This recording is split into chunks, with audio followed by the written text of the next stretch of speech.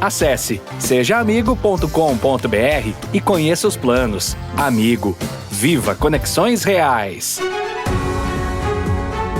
Olá, o Conexão Poder está recebendo o deputado federal José Medeiros. Nossa pauta está quente hoje, né, deputado? Temos muitos assuntos aí polêmicos a tratar. Conosco nessa bancada, Onofre Ribeiro, que a nossa pauta aqui já começou antes da gravação, né, Onofre? Tá boa a pauta hoje. É conversa de compadre.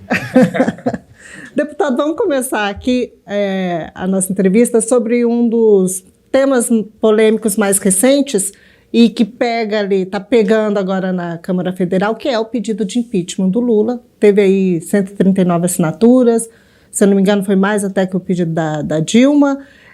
E agora o governo Lula está cobrando está fazendo retaliação aos deputados que fizeram essa assinatura. Ele quer saber quem assinou para cortar verba, cortar cargos. A Câmara está dizendo que não vai entregar a lista oficial de quem assinou. Como é que está essa situação ali? Como é que está essa bronca? Um momento bem ímpar da vida nacional, mas também muito revelador. Revelador no aspecto de que essas coisas antigamente eram mais veladas, vamos dizer assim, mas perderam realmente o pudor. Antes era mais de dentro de gabinete, chamar o líder e falar, olha, o seu partido fez isso, isso e isso, mas isso não ia para a imprensa. Agora não, eles falam descaradamente de que está usando aquilo para poder manietar deputados e fazer com que compra a vontade do governo de qualquer jeito. O presidente, ele se excedeu. As pessoas que acompanham a história sabem que aquela tragédia que aconteceu com os judeus, ela é incomparável. Aquilo foi uma coisa horrenda. E de lá para cá, a gente sabe que muitas vezes foi relativizado. Agora, o Lula, ele fez aquilo, eu diria que mais pelo costume. O Nordeste tem um ditado que diz o costume do cachimbo é quem entorta a boca. Ele acabou entortando a boca porque ele está acostumado a fazer esses arrobos aqui, essas conversas de palanque, onde ele exagera números, onde ele exagera tudo. E ali ele cometeu um exagero de fala ao comparar uma guerra. A tribuna que matou ele, né? É uma tribuna internacional. A tribuna internacional, exatamente. E aí um público que não estava acostumado com aquele tipo de coisa se chocou. Confesso que, embora as palavras dele sejam chocantes, mas nós estamos tão acostumados que ele minta, que ele exagere, que ele coloque números, como ele colocou, que morreu 700 milhões de pessoas no Covid e tal, e ele solta isso pensado. As pessoas pensam, não, é pensado. Mas o que o Onofre falou, o palco era grande demais e as pessoas se assustaram e ele acabou pagando muito caro. Aqui para dentro, ele criou uma narrativa de que ele fez uma coisa estupenda, uma coisa boa, que agora a guerra vai acabar porque ele falou aquilo e tal. Sim. Até vende para alguns. Mas o fato é que o Brasil ficou muito mal na foto. E aí o Congresso resolveu fazer um pedido de impeachment. A gente sabe que aquilo ali é mais uma fotografia política e mais no intuito de dar uma reprimenda política, porque senão ele não vai ter nenhuma. Isso sim, isso traz muita gente falando, do que adianta vocês fazerem um pedido de impeachment? Do que adianta vocês sabem que o Lira não vai pautar isso? Falei, pode até ser que não paute, mas alguma coisa teria que acontecer para que ele possa ver que, embora ele não tenha freios nenhum, porque hoje ele não deve nada a ninguém, há um consórcio entre parte da Corte Suprema e o governo dele, então ele está supremo ali, mas a reprimenda política, ela sempre também cumpre um papel. E nesse caso, ele acusou isso? O pedido 139 assinaturas, ele acusou? Ele acusou porque, primeiro, é um número de assinaturas importante, e por ter boa parte daqueles números serem de deputados da base. E também por outro fato, ele sabe que o Lira, ele é um leão no quintal, que bem alimentado ele guarda a casa, mas estressado ou com fome, ele engole o dono. E ele com um pedido de impeachment, onde só falta praticamente 200 assinaturas, ele sabe que o Lira tem uma carta muito forte na manga. Então ele fica preocupado porque é como se ele tivesse... 230 na votação, né? Na votação de plenário. Na votação de plenária tem que ser 342, né? Mas já tem 100 e poucas assinaturas, 130, fica faltando 200 e poucas assinaturas. Mas para dar entrada precisa ter 300 e poucas assinaturas? Não. Estou falando por voto. Para dar entrada precisa só uma. Já é considerado que tenha sido dado entrada, mas o senhor acha que não pode ser que não vá até a votação? Provavelmente não, mas é como se ele tivesse pego AIDS. Sim. No momento que a imunidade... Foi um puxão de orelha, digamos assim. No momento em que ele fica sem imunidade política, ele está à mercê de qualquer humor do presidente da Câmara, que pode simplesmente pôr Deputado, o senhor acha que a Câmara, nesse momento, o Senado e a Câmara junto, o Congresso, tem musculatura suficiente para produzir um impeachment? Não vejo pelo seguinte, eu considero que o impeachment, que todo governo, ele se sustenta, é como se fosse uma mesa de 3 pernas. Eu acho que sustenta na perna da economia, do apoio político e do apoio popular. Eu não vejo que nenhuma dessas pernas tenham, por exemplo, hoje a perna mais fraca dele é o apoio político, evidentemente, mas por si só ela geralmente é a última que se rompe. Então isso vai depende muito da saúde da economia, depende do apoio popular. E o Lula, ele é diferente da Dilma, ele tem uma musculatura popular maior. E o que derrubou a Dilma, que às vezes as pessoas pensam que foi o Cunha, foi o Congresso, não foi. Foi a perda da perna da economia e logo em seguida o apoio popular, e aí o apoio político veio de arrasto. Porque o apoio político, embora hoje esteja fragilizado, mas ele é o mais difícil de cair, ele geralmente é o último que cai, porque quem está na máquina, geralmente ele tem artifício muito forte para recompor a saúde, vamos dizer assim, desse pilar. Então eu não vejo isso acontecendo. Então você acha que por mais que haja... o domingo, lá, a manifestação do dia 25, mostrou uma força que estava morta. Revelou uma força. Revelou uma força que se achava que não tinha mais. Mas ainda é pouco para tirar o apoio popular. Apenas mostrou uma oposição efetiva, que a gente achava que não tinha mais. Mas isso vai precisar de muito mais para um eventual confronto com o governo. Não tenho dúvida, porque assim, ele tem trabalhado, principalmente da forma... Eu escrevi um artigo esses dias que eu chamava de o consórcio. Há hoje um consórcio muito forte e o Lula e o governo dele não é só ele. É quase como aquela... somos uma legião, porque somos muitos. Então, hoje ele está muito calçado, vamos dizer assim, no meio judiciário, principalmente na corte, que virou um importante agente político, não dá para descartar isso. Hoje você vê os ministros, os mais antigos sabem que ministro geralmente não falava sobre processo. Não falava, a gente não via. Ele falava, até nas sabatinas você fazia uma... Não se sabia nem o nome dos ministros, porque eles praticamente não apareciam em nada. Havia um judiciário muito comedido e talvez por isso o respeito que tinha. E até nas sabatinas você falava, e sobre tal processo, sobre tal assunto. Ele falava, olha, eu não vou eu não posso falar disso, porque eventualmente eu posso vir a ter que julgar um processo desse. Agora não, o ministro fala, eu vou votar assim, ou eu vou acabar com essa ou com aquela ala política. Então, por isso que eu digo que se tornaram importantes agentes políticos. E o Lula domina, o Lula tem esse pessoal muito do lado dele, ele faz churrasco, faz festas, se confraternizam junto. Fora que ele tem boa parte da grande mídia muito... Não é só uma questão de... As pessoas falam, é só dinheiro. Não é só dinheiro. O PT ele trabalhou muito bem as escolas e esses estudantes já saíram de lá quase como membros do partido. Então, você vê a opinião, por exemplo, de um Sakamoto, ele não consegue, por mais...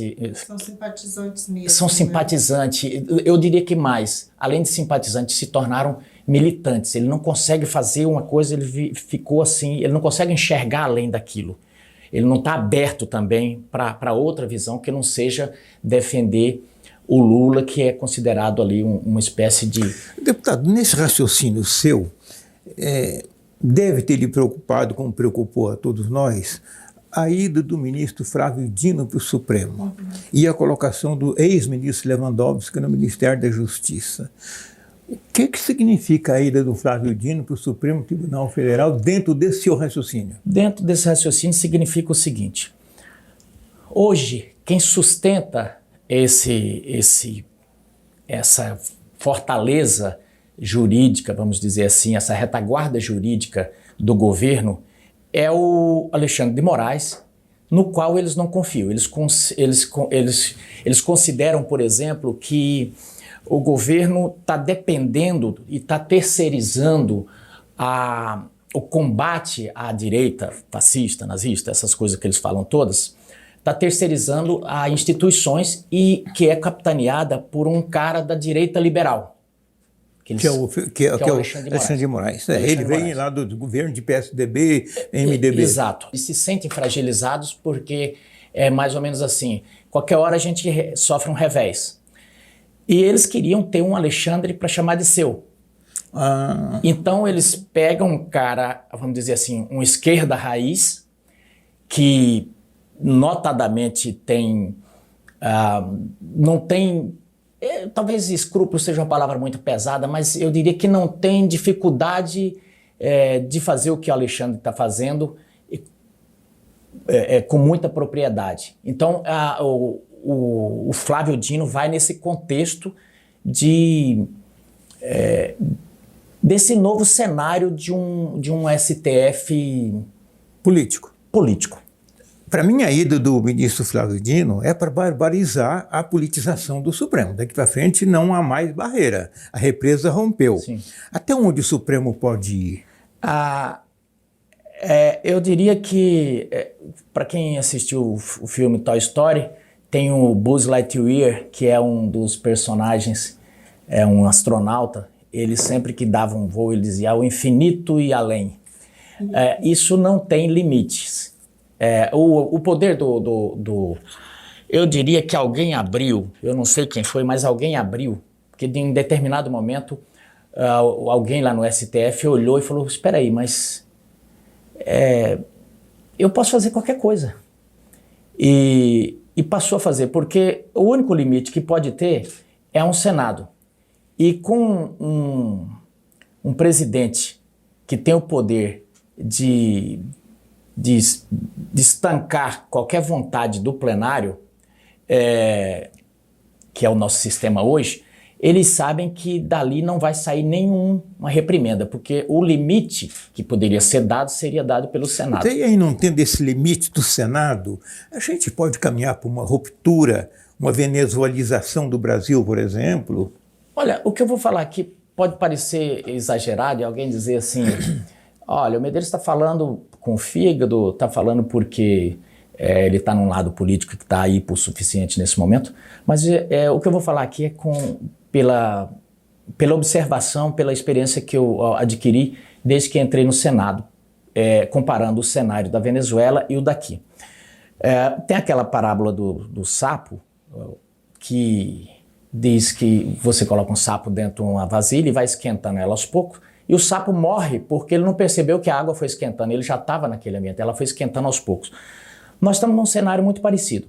Quando eu entrei no Senado, estava 3 meses lá. Eu estava na Comissão de Relações Exteriores e chegaram três pessoas da Venezuela, uma deputada caçada, se chamava Maria Corina, 2 mulheres, a mulher do Leopoldo Lopes e de outro político lá, que estavam presos na Venezuela. Maria Corina tinha sido caçada, essa mesma que agora... Agora também levou uma outra punição. Sim, ela foi punida com inelegibilidade e ela não pode disputar. Por quê? Porque estava muito forte contra o Maduro. E naquele momento, nós decidimos ir na Venezuela. Chegamos lá na Venezuela, quando o avião baixou, nós fomos presos. Fomos detidos. Ficamos lá quase 2 horas dentro do avião com a polícia. A polícia cercou o avião da FAB, uma missão aprovada pelo Senado e tudo.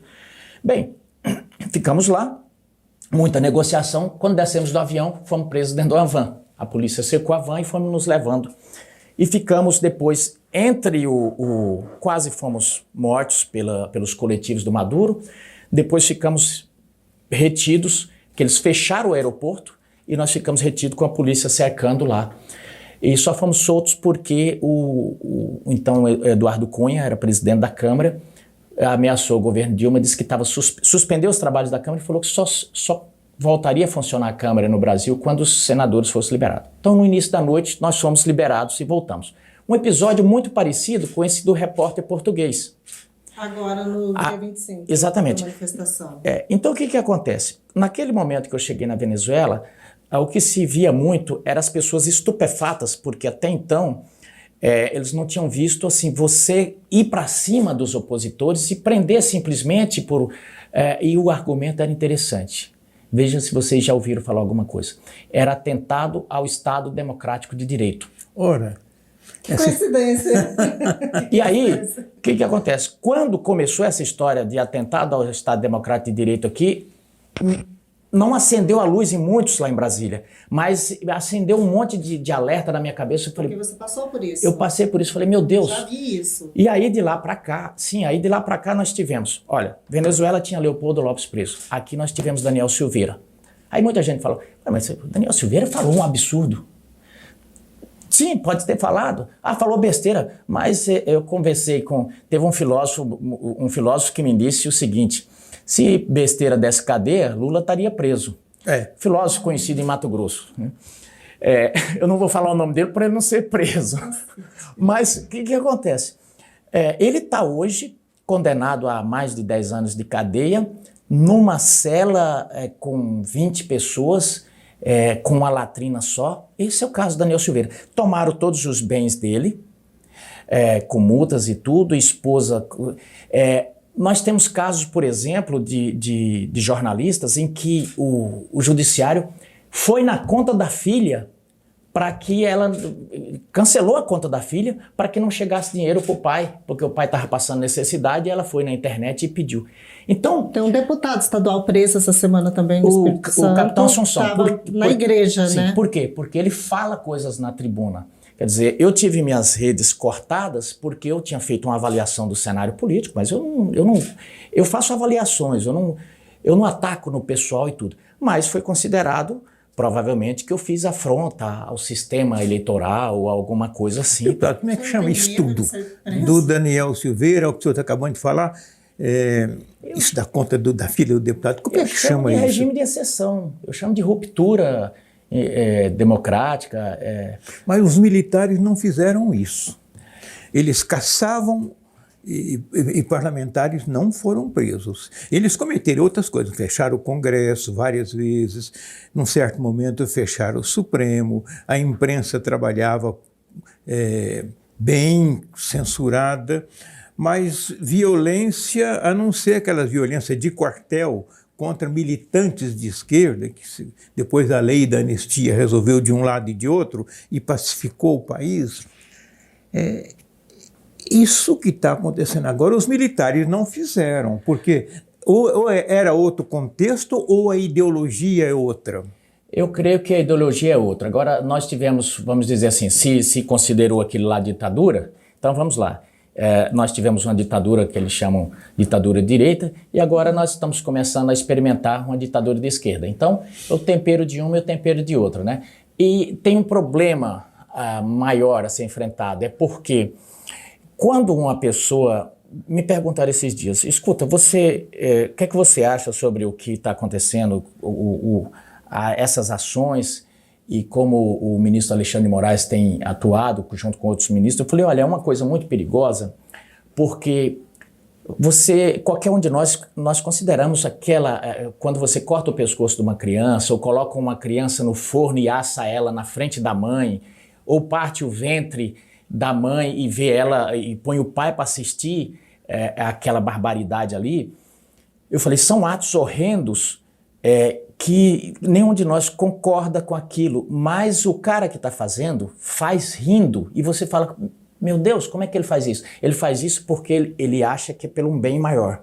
Ele acha que ele está fazendo o trabalho a jihad, a guerra santa, e ele faz aquilo com prazer, porque é pelo um bem maior.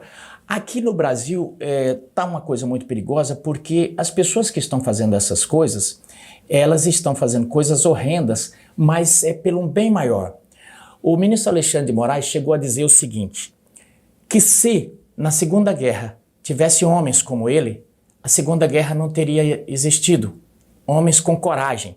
Portanto, ele está fazendo uma missão de salvamento do Brasil.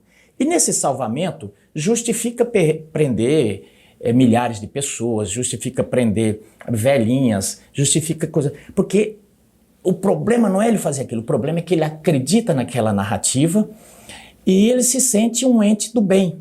Pois é, e de onde é que isso é uma ideologia, não uma ideologia pessoal, mas ele é movido por alguma ideologia maior ou é apenas o senso de uma justiça divina? Eu penso que assim, tem muito a ver, diz que um homem não se desgruda muito da sua história, diz que um homem é ele e suas circunstâncias. Sim, suas circunstâncias. É bom dar uma olhada no passado dele. Ele vem do Ministério Público, ele foi secretário de Segurança. Eu trabalhei... No momento crítico de São Paulo. Exatamente, no momento crítico de São Paulo, em que tiveram que tomar medidas duras. E tem uma teoria no direito que se chama direito penal do inimigo. E quando você olha para essa teoria, você percebe que ela está sendo aplicada no âmbito político. A grosso modo, o que é que diz o direito penal do inimigo? É que se o Medeiros é um agente contrário à sociedade, a sociedade tem o poder de retirar os direitos normais dados à sociedade e agir contra esse agente, contra esse Medeiros, como se fosse na guerra. Ou seja, eu posso tudo com ele. Pode fazer tudo com ele porque ele nada tem a oferecer para a sociedade a não ser prejuízo. E a gente sente que está sendo usado essa linha. Então o Alexandre, ele vem daquele combate todo, ele acabou sendo... Acho que ele gostou da adrenalina de ser policial. Ele está na Guerra Santa? Ele está na Guerra Santa. Ele está fazendo uma jihad. Ele está fazendo uma jihad. E os outros 10 ministros estão cooptados ou lavaram as mãos ou acreditam na jihad e não tem bolso para entrar nela? O Alexandre é o menor deles. O Alexandre, eu falo, gente, o Alexandre é simplesmente o sujeito certo, na hora certa, com a coragem certa. E eu não vou chamá-lo de fantoche ou ventríloco, não vou chamar porque ele tem lá sua importância no negócio. Mas ele é extremamente útil. Em que aspecto? E em que momento que o Alexandre vira esse personagem? Havia um calcanhar de Aquiles no STF, que eram os escritórios de advocacia das esposas. A revista Cruzoé está para esse momento, assim como a morte daquelas pessoas da Segunda Guerra Mundial, se eu não me engano, holandês ou polonês, uma coisa assim, estava para aquele momento. Foi estupim só. Então a revista Cruzoé, ela faz uma reportagem e ela começa a esmiuçar o escritório de fulano, o escritório de Beltrano e tarará, tarará. Aquilo caiu como uma bomba, porque eles sabiam que aquilo tinha potencial para implodir o STF. O ministro Toffoli fez uma coisa que... Ele era presidente na época. Ele era o presidente. Ele abriu um inquérito, esse inquérito que chama Inquérito do Fim do Mundo. E eles criaram a teoria de que, com o advento da internet, porque a lei diz que é o seguinte, que dentro dos cancelos do STF, você pode ter uma jurisdição do judiciário ali, do STF. Pode abrir inquérito, pode fazer o trabalho ali dentro. Mas aí eles fizeram uma construção jurídica interessante. Eles disseram o seguinte, que com o advento da internet, a jurisdição do do STF, ela se espraiava. Portanto, ela ia onde... o infinito e além. Até na galáxia, se acontecer um trem, está a jurisdição hoje do STF. E aí ele disse o seguinte, portanto, o STF poderia sim abrir um inquérito para poder coibir as fake news, que eles consideraram a reportagem fake news. E aí eles fecha, a revista Cruzoé viu a coisa, ela se retrai, e aí eles perceberam a importância daquele negócio, falaram, opa, mas isso aqui cabe tudo. E aquele inquérito se transformou quase que num buraco negro, onde até a luz ele atrai. Então de lá para cá, acho que já vai para 3 anos ou mais, aquele inquérito, ele tem assambarcado tudo, 8 de janeiro, tudo cabe dentro daquele inquérito. E aí é o seguinte, colocamos quem? Alexandre de Moraes tinha acabado de chegar no STF, e no STF, é bom que a gente entenda, não só no STF, mas em todos os tribunais, há uma certa camaradagem entre... É o corporativismo. Um certo corporativismo. O Alexandre era um lobo solitário ali. Eles não tinham tido um... Agora, ali só tem... O sujeito mais bobo ali tem mestrado, e se não tiver, adquiriu na prática ali. Então eles perceberam uma característica do ministro Alexandre, que é a vaidade. Ele gosta dos holofotes. E eles chegaram para ele e fizeram isso aqui. É seu. Toma aqui o poder. O poder de atrair para si todos os holofotes e tal. E eles ficaram só na regra. E mais ou menos assim, e aí já é uma construção minha, eu creio que falaram assim, pode fazer aí que você tem retaguarda. E todos os atos do ministro Alexandre passou a ter retaguarda. Tirando ali o Ricardo Nunes e o Mendonça, ele tem tido retaguarda em tudo. E é curioso que nada vai a plenário, né? Não. Ele só. Ele só. Então assim, deixa lá, o Alexandre fazer, deixa.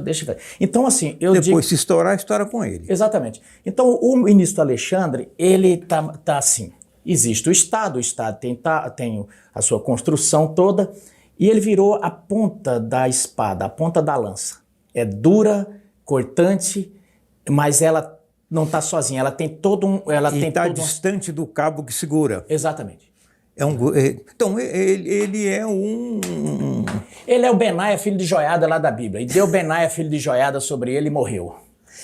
Só para quem está nos assistindo, Benaia, filho de Joiada, era mais ou menos o carrasco da corte. Então, tinha que exterminar alguém, você só via assim no final do texto. E deu Benaia, filho de Joiada, sobre ele e morreu. Então, assim, hoje, se você estiver na linha de tiro do ministro Alexandre, você tem poucas chances de sobreviver. Muita gente tem dito, Medeiros, mas você tem parado de falar sobre Alexandre e tudo. Eu falei, de fato, eu não tenho falado porque os ouvidos do poder são muito sensíveis. Muito, ixi. E até perguntei para o senhor não tem medo de ser preso? E o que ocorre? É como se eu tivesse numa planície, ele num ponto alto, com um moderno fuzil. Ele é um sniper. Então, por que eu vou querer morrer? Eu não preciso, eu acho que eu ajudo muito mais Mato Grosso, o Brasil. Mais inteligente dessa forma. Se eu continuar vivo. Faço avaliações, evidentemente, não tenho dificuldade de fazer, mas eu já vi que ele tem algumas vacas sagradas. Por exemplo, eu sou relator do projeto que traz a contagem pública de voto. Mas é um assunto que eu não posso falar muito, porque eu sei que se eu citar a palavra urna, eu já corro o risco de ter rede suspensa, essa coisa toda.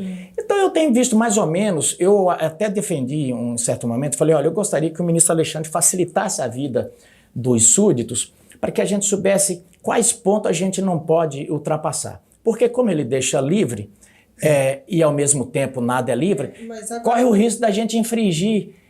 E se tivesse um glossário ou uma lei das 7 tábuas ou uns 10 mandamentos, os 10 mandamentos, ficava mais fácil da gente seguir. Mas eu procuro tentar adivinhar qual que seja para que eu não possa cometer nenhum pecado contra Alexandre o Grande. A gente, quando estuda assuntos espiritualistas, tem lá uma expressão maia. Maia é como se fosse uma proteção de tela, que a gente entra numa ilusão e não percebe o que está ao redor. é como se fosse uma anulação do espírito crítico. Então, você olha ao seu redor, está tudo bem, maravilhoso, não tem nada ruim, mas você está entrando no maior buraco do mundo, mas está iludido e não vê. A sociedade, o Congresso, eles estão numa maia ainda? Sim, sim. Boa parte dos deputados ainda estão assim. Você fala, mas aconteceu outra coisa. Ah, mas é porque fulano fez isso. As minhas redes são suspensas. Ah, mas também foi falar tal coisa. Então é como se isso fosse normal. Foi normalizado realmente. Você fala, tá, mas a Constituição diz tal coisa. Você entendeu? Não, mas quem interpreta a Constituição é o STF. Não, mas você não pode interpretar. Ei, tem limites. Tem limites. Então, se a Constituição está dizendo que 2 é 2, você não pode ir lá e dizer que é 5. Né? Então, está nesse negócio e eu digo que nesse combo a mídia tem um papel importantíssimo, porque a pessoa senta na poltrona e ouve as avaliações e eu diria que quem embala esse pacote todo, o papel de presente desse pacote é feito ali pela CNN, pela Globo News e tal, onde as avaliações... Eu passei a dar uma importância muito grande a esse jornalismo de análise, porque ele realmente forma e ele molda o pensamento de uma sociedade. Então, ao seu modo. Ao seu modo, ao seu modo. E isso, quando você tem pessoas, no caso, que estão a serviço de uma pauta, isso é muito perigoso. Eu vejo ali o Congresso brasileiro, boa parte dele alienado. É bem verdade que nós temos hoje uma massa crítica, talvez pela internet. A internet prestou um serviço que faz um contraponto a esse tipo de coisa. Evidentemente que junto vem aquelas, vamos dizer assim, vem certas fantasias e tudo, mas quando você apura sai muita coisa boa no sentido de fazer contraponto. Uhum. Mas tem lá teorias da conspiração, de que o Lula morreu, ou outras são sósias e tal, mas dentro desse bojo todo vem muita coisa. E, por incrível que pareça, os mais velhos, eles têm tido um papel importantíssimo na política brasileira. O aposentado, o cara que está em casa, esse pessoal, ele faz eu diria que eles fazem um trabalho, é o que eles chamam, eles odeiam, o próprio Jean Willis diz que odiava as tias do WhatsApp, porque eles recebem, eles fazem, e acaba fazendo um contraponto a essas análises também. Então a internet tem sido um pouco de estancando o pensamento único, sabe? E é o que fez com que, por exemplo, Bolsonaro, num vídeo só, levasse aquela quantidade de pessoas nas ruas. Né? E em que pese vinham lá e falaram, não, tinha 35 mil pessoas. E aí eles acharam, não, é meio exagerado falar que só tinha 35 mil. Quando passeatas menores a gente falou que tinha 4 milhões. Não, vamos subir aqui para ter um estudo aqui, vamos subir para 180. Tá. Aí você pega qualquer um que raciocina e fala, pá, o Maracanã antigo cabia 194 mil pessoas. Aí você estica as alças do Maracanã e vê a largura, você vê que a Paulista é maior. E a Paulista eu tive lá, Onofre, eu não conseguia atravessar. Eu estava aqui, o caminhão estava aqui, onde eu deveria ficar. Eu não conseguia atravessar. Você não passava. Era colado uma pessoa na outra. Então, esse momento... a gente sente que ele tem o que salva ainda é que parte da população brasileira não está nessa maia, não está nessa bolha, está em outra bolha, que eu acho que a gente também não deve ficar em bolhas, a gente tem que compreender as coisas. Nós temos um complicador agora também com relação a essa medida agora do TSE, que justamente libera aí que sejam apagados, suspensos conteúdo das redes sociais, assim... desaparecem, né? E aí o senhor até deu uma declaração importante aqui para o Repórter MT, comparando isso também a ações da Venezuela. Sim. E é assim como o senhor disse, olha, tem gente que acha que eu estou exagerando. Mas é muito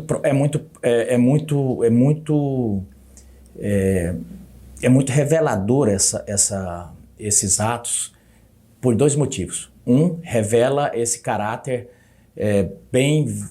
bem padrão Venezuela mesmo. Eu falo assim, é muito ruim que a gente fique copiando exemplos de Venezuela, de Venezuela que não... E outro é revelador pelo seguinte aspecto. Mostra que o legislativo ele não tem hoje a menor importância aos olhos dessas pessoas. Por quê? Uma medida dessa não poderia ser tomada via portaria, via resolução do TSE. Ela teria que passar pelo crivo do legislativo. Nós estamos criando um monstro. Não passou, o legislativo foi esmagado? O legislativo, o legislativo, ora o legislativo. O legislativo Ele está intimidado ou está... Ele está intimidado. Ele está intimidado. Ele está intimidado por quê? Porque como as duas principais lideranças, não é que o Lira não tem coragem, o Lira tem coragem. Mas o Lira, ele joga ali no time dele. Então, que ocorre? Os restantes dos deputados sabem, olha o que aconteceu com Daniel Silveira. E isso pode acontecer comigo. Então ele fica ali emparedado, a grande maioria. E tem outra parte que está ali, ele está preocupado com as emendas dele. Então ele fala, não quero essa confusão, não quero nem saber de confusão, eu quero ver aqui é o meu. Então o Congresso e outra parte não está nem ligando que outros órgãos estejam legislando. A parte que está preocupada, ela acaba sendo minoritária e caçada. Porque a grande parte desses que se pronunciam, o que tem menos tem um inquérito na Polícia Federal. Eu, por exemplo, estou hoje com pelo menos 2 inquéritos lá. Então eles vão arrumando um inquérito de racismo contra você ou de fake news, qualquer coisa serve. Aqui tinha, por exemplo, um promotor, que ele foi condenado inclusive ontem no CNMP, ele me acusou de fake news. Era o que era chefe do Ministério Público. Exatamente. E ele fez declarações aí a respeito do Bolsonaro. Correto. Chamou de terraplanista. Ele detonou o procurador-geral. O senhor entrou com uma ação. Sim. E ele acabou talvez em represália, me processando, me denunciando. Ele queria que fosse para o Alexandre, me denunciando por fake news. Esse é um dos processos que eu respondo lá. Depois outro me denunciou por racismo. E essas coisas eles acatam. Coisas que não deveriam ter acatar. Racismo porque eu, numa discussão com o deputado Orlando Silva, eu chamei, numa provocação que ele fez, eu falei, olha, chamei de mulambo. Eu falei, não vem com essa coisa mulambo. Eu falei, não vem não, mulambo. Mas mulambo, no linguajar nordestino, da onde eu vim, da onde eu nasci, mulambo era pano velho, pano de chão, entendeu? E aí eles conseguiram fazer uma construção de que eu tinha sido racista porque os escravos que vinham da África eram chamados de mulambo. E eles eram chamados de mulambo porque as vestes se referia ao pano. Então mulambo não tem nada a ver com raça. Mulambo é pano velho. Toda a vida, mulambo no Brasil foi roupa velha. Roupa velha. Mas eu tô lá, acusado de racismo por causa disso. Então, e aí tem um outro inquérito, esse parece aquele do livro do Kafka, eu tenho um processo, eu não sei qual eu não consigo ter acesso e tal. E a isso, respondendo objetivamente, nós temos um congresso de cócoras. O ministro Alexandre de Moraes, ele está pouco se lixando para o Congresso, ele está pouco se lixando para o governo. É uma cruzada dele com os propósitos dele. Sim. E ele está se segurando muito na Polícia Federal.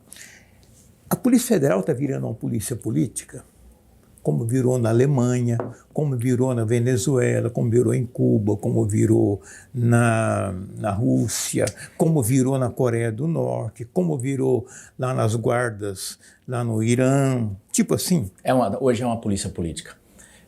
Embora seja uma parte lá, um setor, mas o resto fica à mercê disso, porque quando vier o comando, o agente que estiver aqui em Mato Grosso ou em qualquer outro lugar, ele vai agir nessa consonância. E aí esse time, eles verificam que, um exemplo, verificam o que Márcia posta, o que Onofre posta. Há hoje uma Gestapo ali a esse serviço. Gestapo no sentido de no sentido de que é uma polícia política. Basta ver as perguntas que eles fizeram. Na Segunda Guerra, ela defendia os interesses do Estado, né? E tinha a SS, que era a polícia política. Mas aí se confunde. A Polícia Federal também defende os interesses do Estado. Mas quando o Estado está assim, ele vira tudo uma coisa só. Acaba virando. Mas o que ocorre? Basta, para corroborar isso que eu estou dizendo, basta ver, nós prendemos um repórter internacional, em tese, porque ele não tinha visto de trabalho. Mas quantas perguntas foram feitas a ele sobre o visto de trabalho? Nenhuma. A pergunta foi, olha, nós vimos uma postagem sua sobre a nomeação do ministro Flávio Dino. Nós vimos também as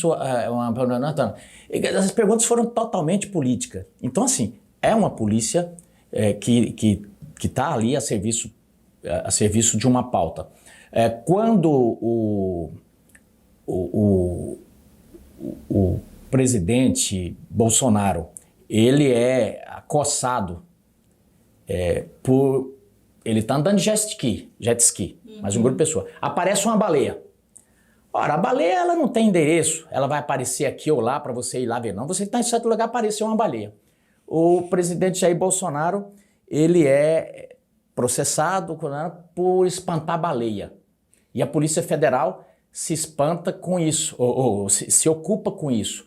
Ora, e aí se isso fosse uma coisa corriqueira, das pessoas serem processadas com isso, não, mas ele com certeza é a primeira pessoa na história do Brasil a ser processado por isso.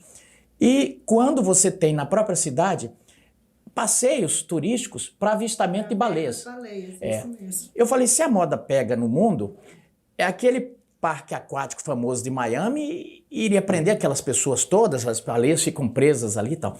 Então, nós estamos vendo assim uma polícia que ela se ocupa. Agora, a gente também fala de Alexandre, fala de Lula, fala da mídia, da Polícia Federal e esquece um item importante, um componente importante desse consórcio todo que se chama MPF. Quando você vai ver, a maioria dessas coisas estão corroboradas por algum agente do Ministério Público. O Ministério Público Federal não está na mesma posição do Congresso diminuído?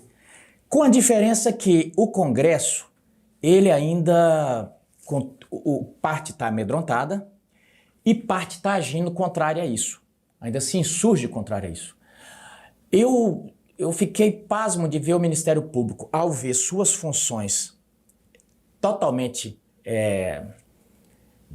esvaziadas por esse inquérito do STF, eu achei que eles iam pelo menos se contrapor. Não, eles embarcaram junto. É mais ou menos assim, não pode com ele, junte-se a ele. Se juntou e está aí numa posição vergonhosa ao se submeter a isso, porque o MPF, como fiscal da lei, poderia ter prestado relevante serviço ao Brasil, poderia estar prestando relevante serviço ao Brasil, porque ele é o dono da ação. E se o MPF, ao ver uma coisa ilegal, eles se fizesse o que deveria ser feito, de dizer, olha, eu não vou, vocês querem abrir, vocês abram, mas eu não vou fazer parte disso. E o que a gente está vendo é que eles estão embarcando junto. É curioso, o Congresso está sob ameaça, o Ministério Público não. O Ministério Público foi uma opção. Porque se juntou. E mais ou menos assim, do ponto de vista, você olhando do ponto de vista pragmático, do ponto de vista, vamos dizer assim, maquiavélico, foram inteligentes. Agora, isso para a sociedade é uma lástima.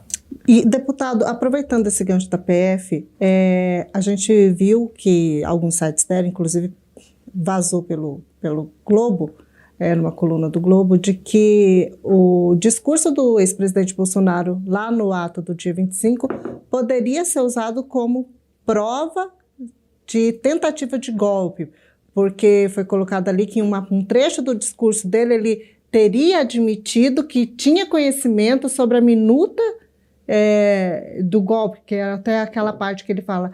Agora, até separei o trecho do discurso que estão dizendo isso, que é: agora o golpe é porque tem uma minuta de um decreto de estado de defesa. Golpe usando a Constituição Tenham santa paciência. Antes eles queriam punir Bolsonaro até pelo silêncio após a eleição.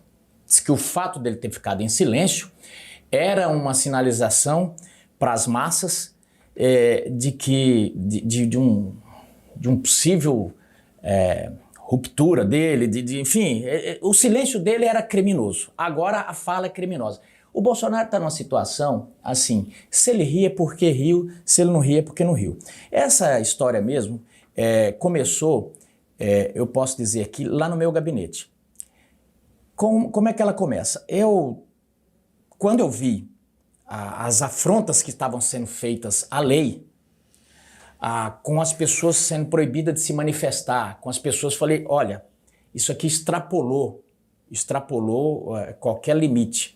É preciso alguém tomar uma posição. E aí eu falei, quando algum agente da sociedade, ele age contra a sociedade, vamos dizer, nos morros dos rios, ou uma grande... alguma coisa que influa na vida nacional, o governo, ele pode, não só o governo, mas o STF, o Legislativo, ele pode convocar as Forças Armadas e num instituto jurídico chamado Garantia da Lei e da Ordem. E eu solicitei, fiz um documento através do gabinete, solicitei ao governo, ao Palácio do Planalto, que pudesse convocar uma GLO para que as coisas pudessem voltar aos balizamentos da Constituição. E que, inclusive, e citei as ações do ministro Alexandre e tudo e tal, essa coisa toda. Bem, esse documento foi para o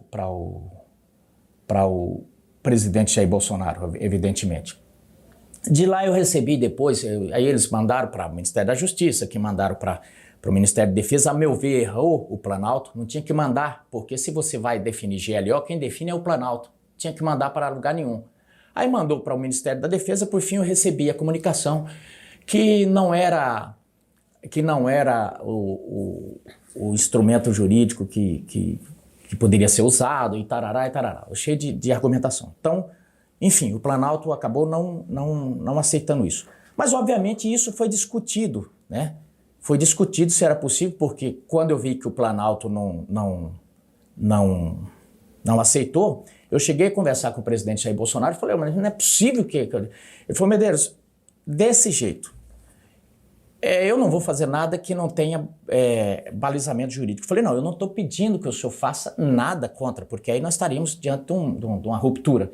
Eu entendo que há elementos que dá para fazer alguma coisa. Ele falou, não dá porque é o seguinte, você acha que nós temos clima no Congresso para apoiar um estado de sítio, um estado de defesa? Eu falei, então sobra GLO. Ele falou, não, a gente está vindo aqui, mas eu não vejo saída não. Foi desse jeito. Então, quando eles acusam, eu falei, podem falar o que quiser, mas a mim não convence porque ele falou para mim que não ia fazer nada disso. E a GLO, que era o mais fácil, ele também não quis. Então, pode falar, o vídeo lá, o que a gente viu foi ele discutindo um possível estado de defesa e que acabou... Eu acho que estão querendo caçar um jeito, um assunto para prender. Estão caçando chifre na cabeça do cavalo. Dentro desse raciocínio todo, a gente percebe que tem um tsunami vindo. O que significou aquele movimento em São Paulo do dia 25? Aquele ato... Qual foi o grito, né? Aquele ato, embora eles tenham tido boa parte deles, total desprezo. Eu vi até um ministro que disse o seguinte, olha, a gente não tinha medo de povo na rua, nem quando Bolsonaro era presidente e estava com as Forças Armadas, que dirá agora ele enfraquecido e sem poder. Mas o fato de todos eles terem se pronunciado, o fato de todos eles terem se pronunciado mostra que aquilo lá assustou muito. Por quê? Porque nós já fizemos de tudo contra esse cara. Nós já criamos história de covachinho, de petróleo no mar, de girafa na Amazônia, de tudo, de joia, de tudo que eles tentaram. Bom, e quase preso, porque eles encheram ele de processo e tal. Aí de repente o cara faz um vídeo e enche as ruas. Aquilo ali significou, no mínimo, um freio de arrumação no que eles estão pretendendo há algum tempo, porque eles chegaram à conclusão que havia clima no país para prender Bolsonaro. Eles chegaram a dizer, já existem elementos para prender Bolsonaro. Eu digo o seguinte, com essa manifestação, eles chegaram à conclusão, não existem elementos ainda para prender Bolsonaro. Entendeu? Por quê? Ulisses Guimarães dizia o seguinte, ninguém resiste povo na rua. Ele chamava a voz rouca das ruas. Exatamente. E eles podem falar o que quiser, mas nem Lula conseguiu negar que tinha povo na rua. Deputado, ali estava o governador de Minas, de São Paulo, o de Santa Catarina e o de Goiás. São 4 estados dos mais pesados do país. Se tivesse o estado de Mato Grosso também, ali estaria a força política e econômica do país. Mas o governador de Mato Grosso não estava o de São Paulo, que São Paulo é um país, estava o de São Paulo, Santa Catarina, Minas e Goiás. O PIB. Hein? O PIB. O PIB do país. O que isso significa dentro desse contexto todo? Exatamente, ele corrobora ainda mais a força e passou um recado muito forte de que, olha, nós precisamos, não dá para prender Bolsonaro, não dá, a gente tem que vamos dizer assim, colocar mais tempero nesse guisado, porque não está suficiente. Eles blindaram o Bolsonaro?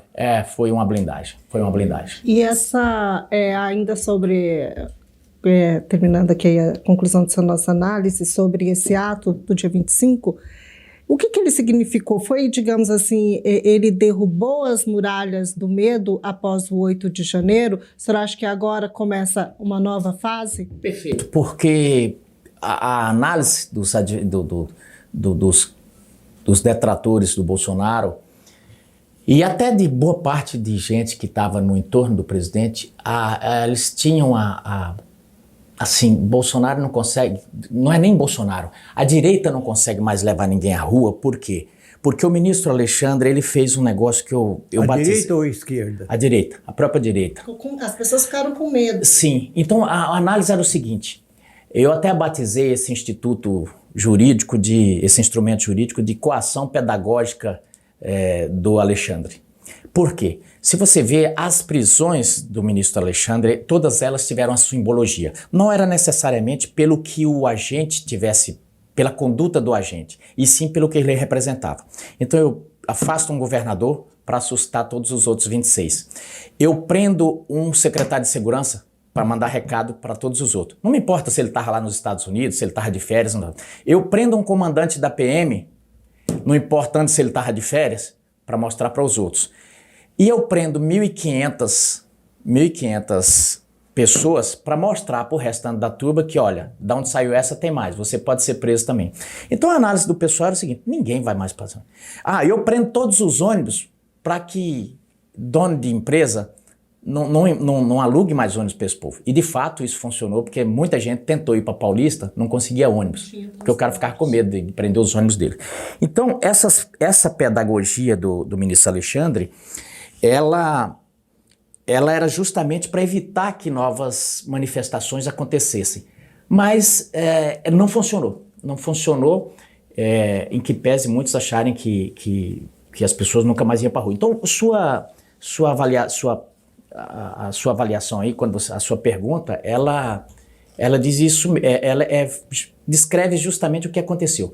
Foi o estouro do dique de contenção que o ministro Alexandre tinha colocado. Daqui para frente, por exemplo, 7 de setembro, pode ser uma surpresa? Pode ser. Eu acho que a qualquer momento que o Bolsonaro pedir, e é interessante que realmente é inegável a liderança dele, porque ele falou, olha, por favor, não tragam faixas. Sim, e a gente ficou uma tensão ali. Daqui da imprensa ficou uma tensão, se vai ter faixa, se vai ter quebra-quebra, se vai ter prisão, se vai ter facada. Foi uma tensão, imagina lá, né? É interessante que apareceu uns gaiatos com fotos, com a faixa, com fotos do ministro, e se eles eram infiltrados ou não, a turba chegou a tomar a faixa, rasgaram essa faixa e jogaram no lixo. e mandou eles vazarem de lá. Então, nota-se que ele tem eles podem fazer o que for com ele, mas a liderança dele ficou muito bem demonstrada ali. E também de que a direita não está morta. E mais, eu vi uma avaliação interessante. O cara dizendo, olha, nós hoje temos... Um cara de esquerda, ele dizendo o seguinte, nós hoje temos a presidência da República, só que quem está vivo, quem está nas ruas é a direita. Nós precisamos abrir os olhos porque hoje nós temos Lula. Quando a gente olha para o lado, não vemos nenhuma liderança com capacidade de tocar o nosso projeto à frente. Falou. E a direita tem Tarcísio, tem Caiado, tem não sei o quem. Falou, e ainda tem esse moleque que tem que olhar com cuidado para esse moleque, porque daqui uns dias ele completa 35 anos. Nicolas. Em se tratando do Nicolas. E o Nicolas, de fato, é um fenômeno. Bolsonaro chegou lá, não conseguia andar. O Nicolas não conseguia andar, as pessoas em cima dele. E como ele é um menino muito inteligente, muito centrado, pode ser sim uma esperança para o futuro. Deixa eu te perguntar uma coisa. Então, no domingo em diante, até o domingo você tinha aí uma posição de esquerda forte, o país, e uma direita supostamente derrotada. Começou uma guerra santa, uma jihad direita e esquerda no domingo? Sim, começou, eu diria que, eu não diria uma guerra santa, mas...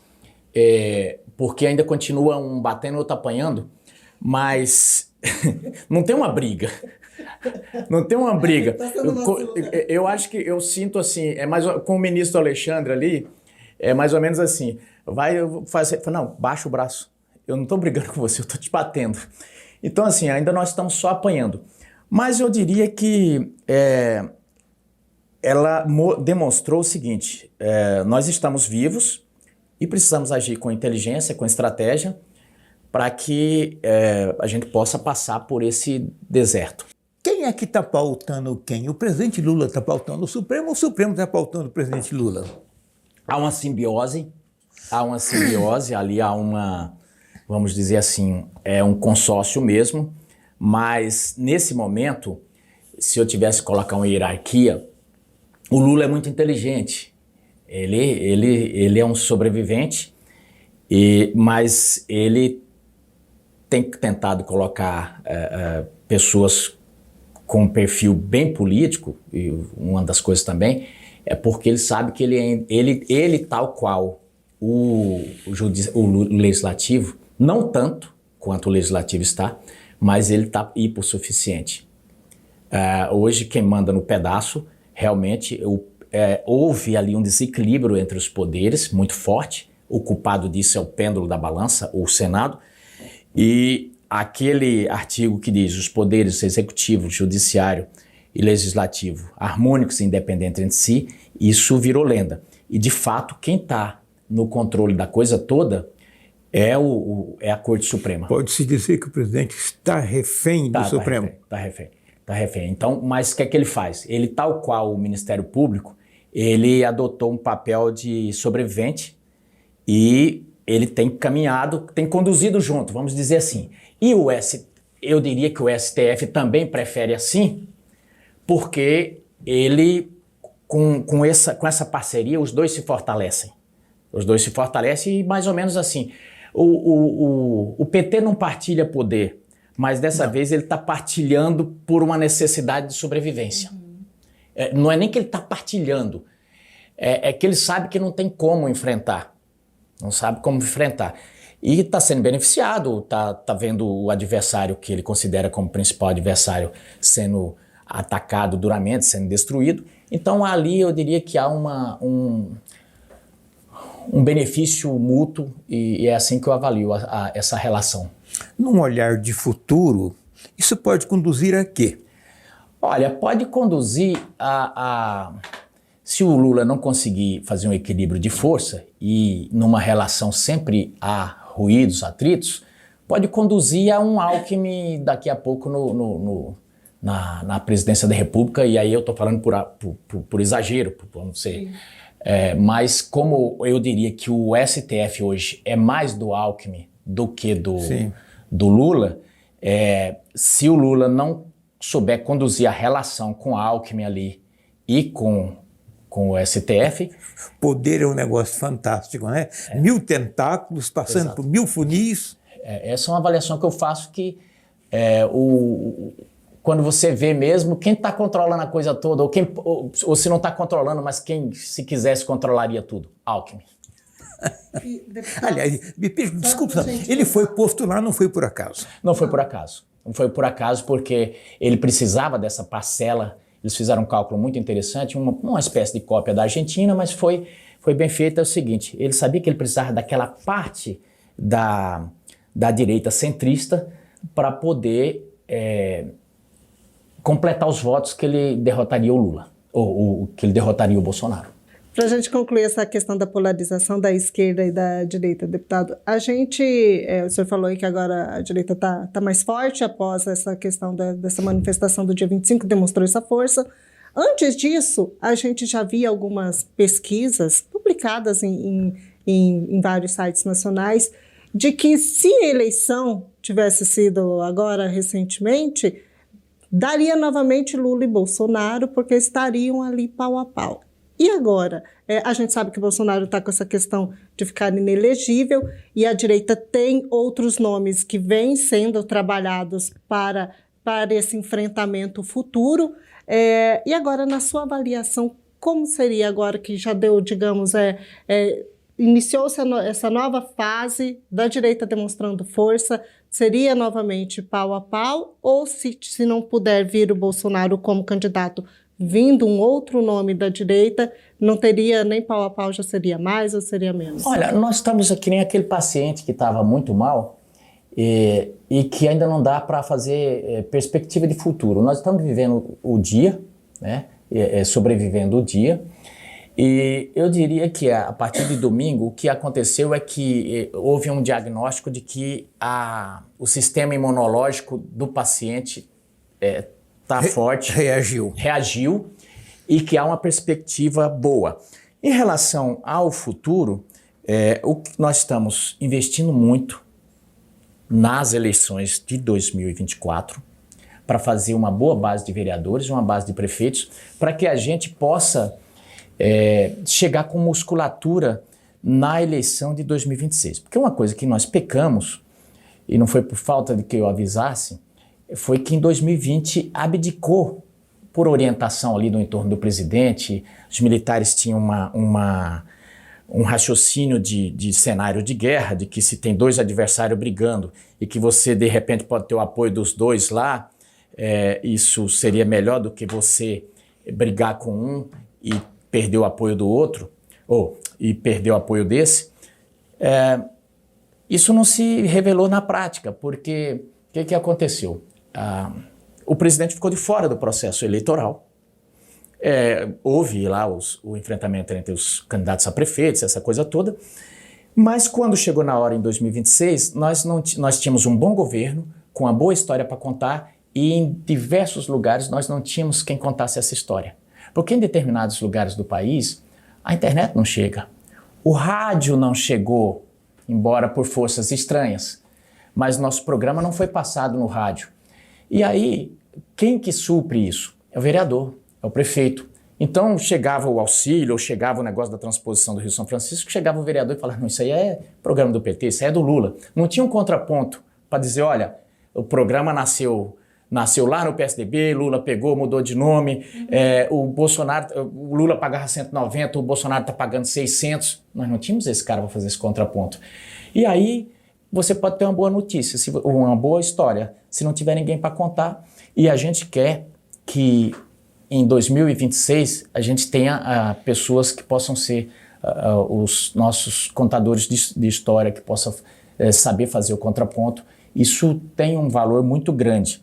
Eu me lembro de um fato que aconteceu logo após a eleição do senador Pedro Táxi. Estava reunido todo o movimento Mato Grosso, muito mais ali, e aí o Pedro falou, minha campanha foi a mais barata do país. Eu gastei só 800 mil. Aí o Percival, na época, falou, ô Pedro, essa conta aí, ela não está certa não. Você precisa colocar aí o que o Mauro Mendes gastou na campanha, o que cada deputado estadual gastou, o que os federais gastou também. Ele falou, mas isso vai dar mais de 50 milhões? Ele falou, mas a conta é essa. Porque todos estavam ali falando sobre você. Ele falou, o pessoal, minha história não conta? Ele falou, conta. Mas se você for ver em Sinop, onde a gente não tinha grupo, você perdeu pro Abicalil, pro Blairo, pro Antero e pro Jorge Anai. Como é que sua história pode funcionar em Cuiabá, onde a gente tinha grupo, em Rondonópolis, em Tangará, e em Sinop, onde é um pessoal muito esclarecido, que em tese seria o perfil do seu eleitor, e sua história não funcionar lá? Quem conta a sua história? Né? Ele falou, porque não tinha ninguém para contar a sua história. Então a gente tem isso no radar de poder fazer o máximo de vereadores e prefeitos possível para que a gente possa... Deputado, um pouquinho fora do que a Márcia está perguntando, que protagonismo tem ou não tem as Forças Armadas neste momento e neste Brasil?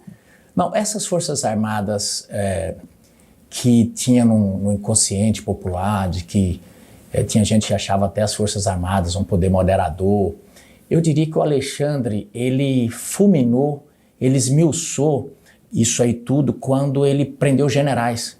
Nós temos generais presos. Nós temos... E por quê? Não, o general cometeu um grande crime. Não, ele criou uma narrativa de um hipotético golpe e prendeu. E mostrou que, falou, não tem mais aquilo.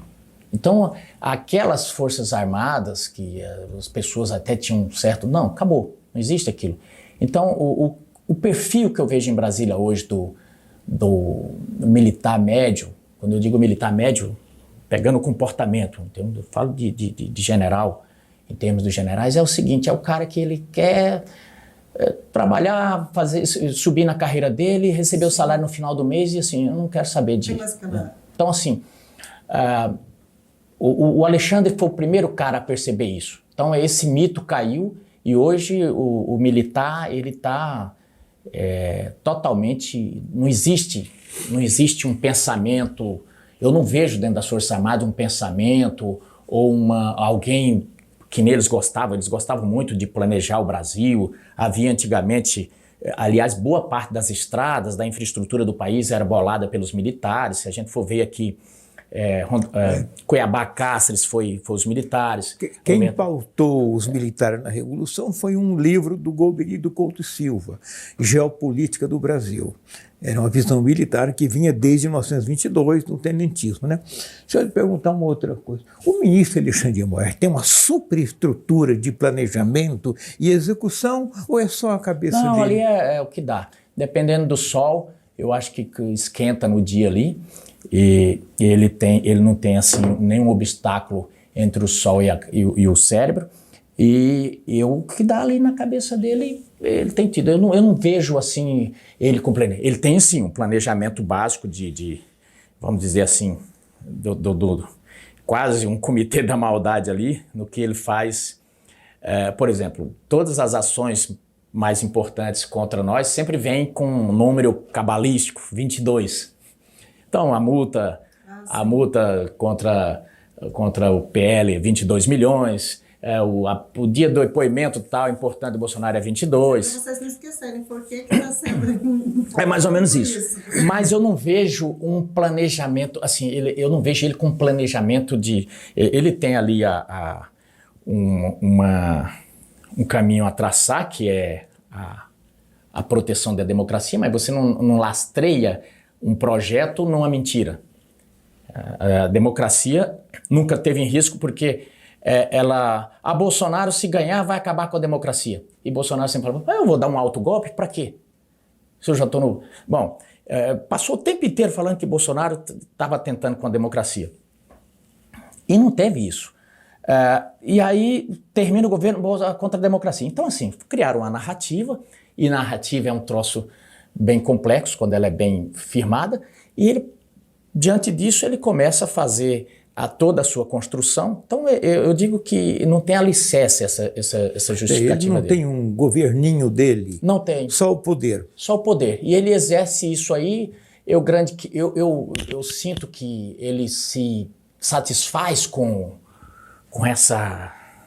esse comentário todo, ele gosta, de certa forma, de ser o Lex Luthor da parada, tem um certo, vamos dizer assim, um certo orgasmo cerebral em falar assim, olha, os bolsonaristas tremem de medo de mim, eu sinto que ele gosta de ser chamado Xandão, ou ele gosta dos memes, dessa coisa. Eu sinto que ele se satisfaz com isso.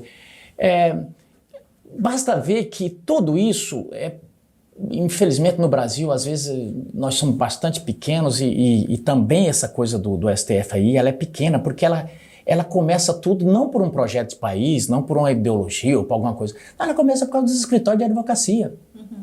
Isso tudo são... E que eles cuidaram rapidamente de fazer, sabe o quê? Eles legislaram lá e disseram, não, agora pode. Agora pode. Tanto é que há poucos dias teve um fato interessante em que uma grande empresa tinha uma das esposas e o próprio ministro julgou e era uma coisa gigantesca. Foi. Então, esse negócio todo, por incrível que pareça, era por causa de uma coisa desse tamanho. Assim como o Temer sofreu toda aquela operação, não era porque o Janot estava combatendo a corrupção ou qualquer coisa, não. Mas toda aquela armação de ir lá gravar o Temer e tudo, era uma vingança pequena porque não ia ser reconduzido pelo Temer para o cargo. Então, é uns troços assim que quando você verifica, fala, não acredito que está acontecendo por causa disso, mas é. O senhor olhando com o olhar que já foi senador, agora está deputado federal, sobe um zoom lá de cima e olha o país. É muito pesado o que está acontecendo e que vai acontecer proximamente. O senhor olha, o seu coração, quando eu vejo diante de uma situação assim complicada, o meu coração fica apertado, né? O de todo mundo, eu acho. O seu coração está apertado olhando lá de cima?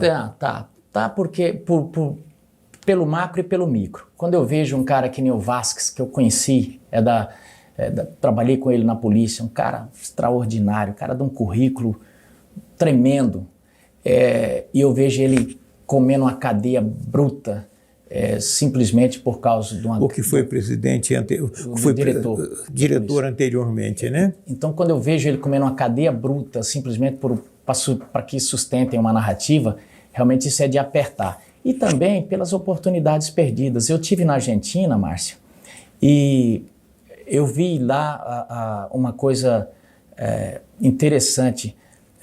Vários empresários que iam investir aqui no país já estavam lá na Posse de Milei falando que iam tirar os investimentos daqui e por lá. E eu perguntei para um, porque eu estava hospedado no mesmo hotel, por que aquela decisão? Ele falou, olha, o Brasil está... A gente não tem mais segurança jurídica. Empresário é que nem canário de mina. Nas minas, diz que antigamente, hoje em dia tem aparelhos que você coloca que detecta se tem gás ou não, mas antigamente não tinha, eles colocavam canário porque o canário é muito sensível ao gás. E aí quando o canário morria, eles corriam da mina para se salvar de alguma explosão. O empresário tem esse feeling e eles... Quando veem que um país está começando a ter insegurança jurídica, eles sabem que pode ter prejuízo, ele vaza para outro lugar. Assim como boa parte dos empresários brasileiros já fizeram e colocaram seus parques no Paraguai e exportam para cá, embora por uma outra insegurança jurídica que era a tributária. Mas esses empresários agora, eles estão simplesmente migrando para outros países devido a uma insegurança jurídica real em todos os setores, que ele sabe que da manhã ou depois o cara pode olhar para a cara dele e falar, não, você financiou o golpe. Que nem foi preso ontem um dono de supermercado da rede lá, ele tinha ajudado a pagar o caminhão de som e tal. Não, então você financiou o golpe. Então os caras começam a simplesmente saírem, eles pegam o dinheiro deles e se mandam, dinheiro não tem pátria. Então, nesse sentido, a gente fica com o coração apertado porque você não vislumbra uma saída, você vê boa parte dos seus colegas alienados com aquela coisa toda, você vê o presidente do Senado considerando aquilo tudo muito legal e aí você fala, tá, qual é a saída disso? E você não vê uma saída próxima. Você vê, pelo contrário, que se aquilo continuar, não vai terminar bem, não tem como terminar bem. Não tem como terminar bem, inclusive para os próprios ministros do STF, porque eu penso que eles fizeram uma aposta de que destrói essa outra metade, e não destrói. Você deu para ver na Paulista ali, aquelas pessoas, embora fossem, como eles dizem, poucas, mas é um extrato de mais de 50 milhões de brasileiros. E 50 milhões de brasileiros que, por N razões, e passa pelos costumes, passa pela visão de economia, passa pela visão de mundo, não concorda com o que está acontecendo. Então, isso em algum momento vai ter um choque, seja nas urnas, e um dos lados vai penar muito, porque se eles forem vitoriosos em 2026, aí eu penso que aí sim termina de implantar o sistema eleitoral. Em 1969, os Estados Unidos, com conflito interno, precisava cheio de crises políticas, precisava criar um fato novo, e criou a Guerra do Vietnã. E aí atendia conexões políticas, econômicas, geopolíticas, etc.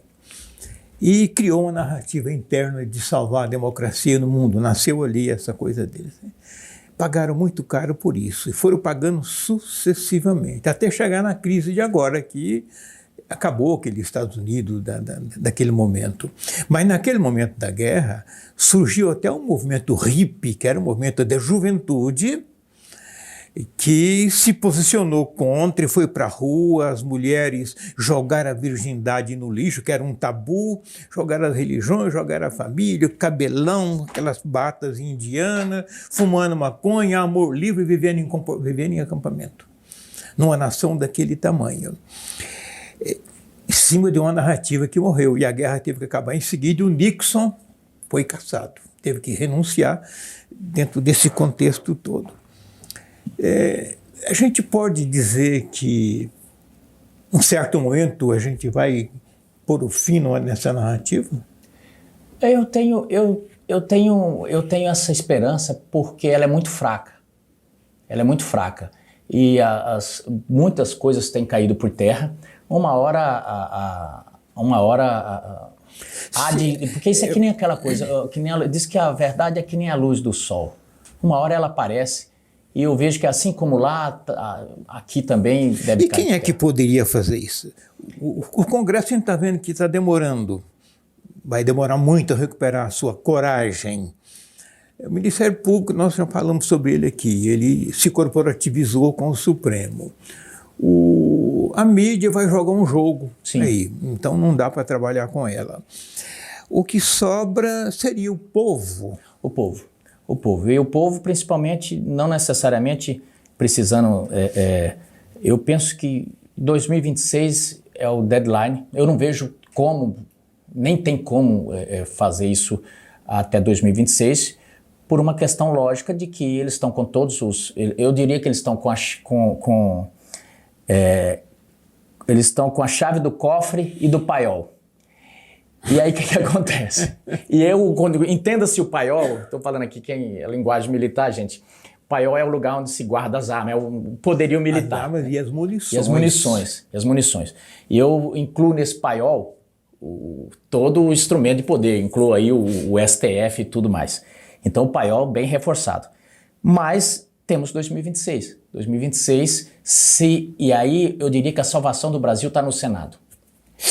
Eu não tinha noção, nem quando eu estive lá eu tinha noção de que o Senado era tão importante no equilíbrio da vida nacional. Quem bolou isso foi bem inteligente. Dizem que foi Montesquieu, se foi, ele deve estar se revirando no túmulo a respeito do Brasil. Mas eu vejo que 2026, se nós tivermos um Senado, e se a gente tiver lá o presidente do Senado, se a gente tiver um Senado com maioria, e nós temos chance de fazer isso, porque dos que estão lá, 54 vão sair, em tese vão sair. Ou seja, vai ser a renovação de 54 deles. Ou seja, de 81 você vai renovar 54. Hoje nós temos 30. Nós temos grande chance de fazer a maioria. E se fizer a maioria, o Brasil volta a um equilíbrio. Bom, nossa, nós já avançamos aqui na nossa pauta, né? Vamos concluir, deputado. Eu tenho, para a gente fechar aqui, eu tenho uma pergunta sobre um outro assunto, nada a ver sobre tudo isso que a gente estava conversando, mas muito importante também, que gerou um burburinho danado agora, recentemente agora, desde ontem tem gerado um burburinho danado, que é a questão da nota técnica do aborto.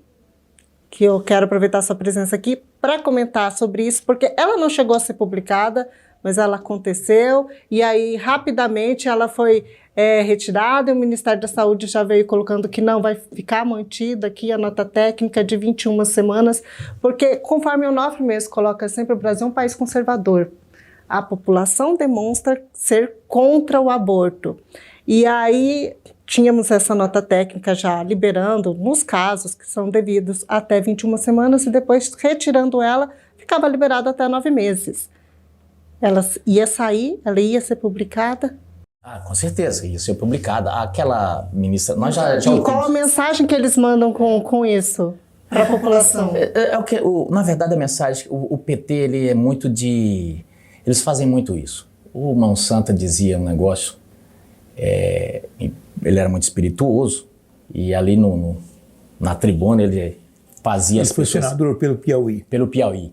Ele fazia, às vezes, suas comparações, fazia a população entender na sua linguagem por absurdo, mas ele dizia o seguinte: o PT, quando ele não está mentindo, está roubando, quando não está roubando, está mentindo. Ele queria realçar a forma como o PT se comporta, como trata com o dinheiro público, como se comunica com a população.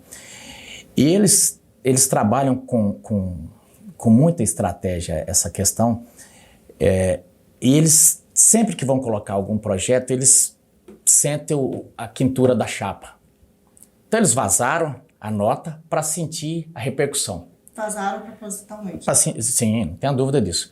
Viram que a reação ia ser muito, porque o Onofre está corretíssimo, nós temos um povo que ele é majoritariamente cristão, ou católico, ou evangélico, e nesse pensamento se unem católicos e evangélicos. E o que aconteceu? A reação foi terrível. E foi terrível principalmente porque o Lula negou veementemente. Nós chegamos a ser proibido de dizer que ele era favorável ao aborto e tal. Nós fomos proibidos na campanha de dizer isso. Mas ele tinha dito isso. Ele pensa assim. Ele disse bem claro, isso é uma questão de saúde pública e tal. E aí, quando libera... E a Anísia, a ministra da Saúde, nós já ouvimos ela lá, ela é totalmente a favor disso. E o brasileiro é contra.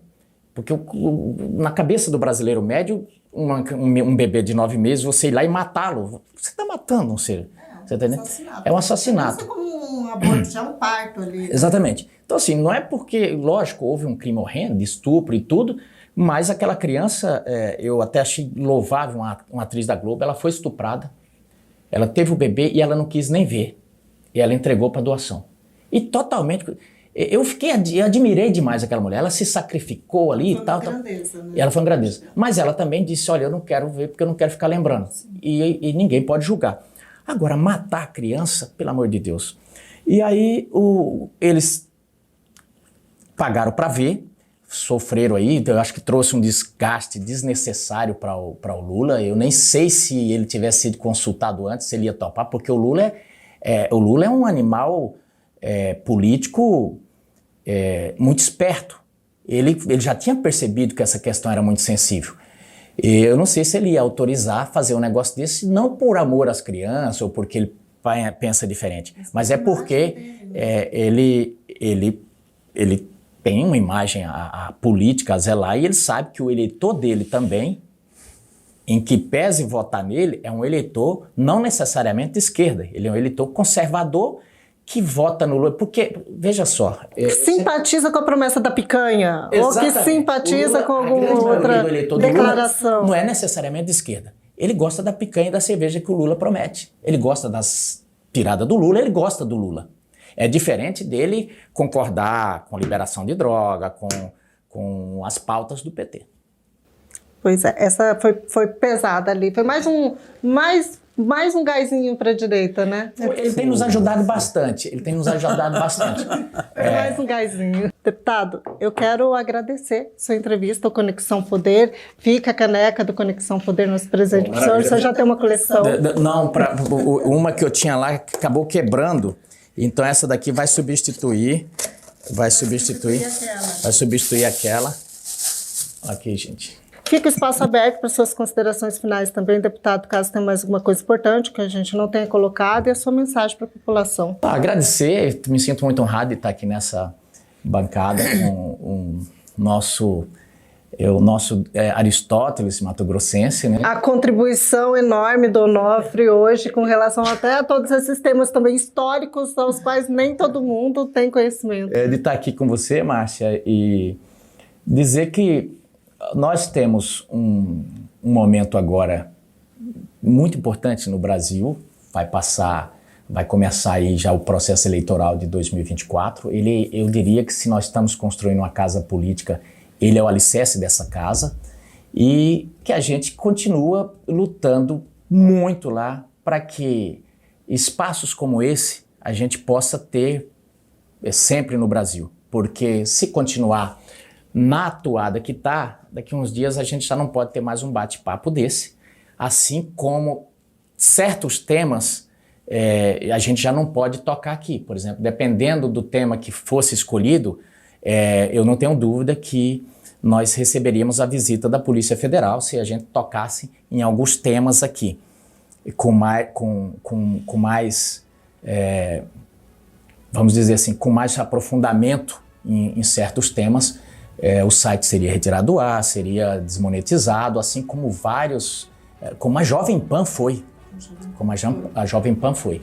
Então, a nossa meta é simplesmente essa. Às vezes, o que vocês estão brigando por quê? A gente está brigando pelo estado normal das coisas. É isso. Certo. Onofre, obrigada pela sua participação, sua colaboração imensa. Foi um prazer, e desculpa eu te atropelar há muito tempo.